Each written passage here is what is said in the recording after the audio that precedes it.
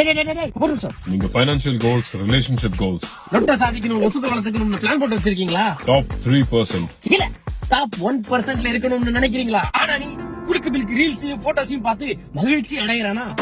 I'm very sorry to say. உங்க life goals ஒண்ணா உங்களுக்கு டாடா பேபி காமிச்சிட்டு போய்கிட்டே இருக்கு. ஏனென்றால் மகிழ்ச்சி அடையும் போது உங்க எனர்ஜியும் வத்திக்கிட்டே போகுது. எஃபர்ட்டை எடுக்காம கிடைக்கிற பிளஷர் உங்களை எஃபர்ட் போட விடாம தடுக்கும். greater the goals.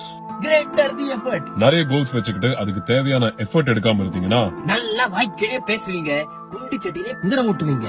Dome scrolling பண்ணிக்கிட்டு டேலண்டையும் பாடி பாசிட்டிவிட்டியும் பார்த்து மூடாத நீ ஆல்ரெடி மென்டலி பாதிக்கப்பட்டுட்ட. Mood swings, restlessness and sleeplessness, வேலையில போக்கஸ் இல்லாம இருக்கிறது, anxiety, டைம் மட்டும் ஓடிக்கிட்டே இருக்கும். ஆனா நீ என்ன பண்றேன்னு உனக்கே தெரியாது.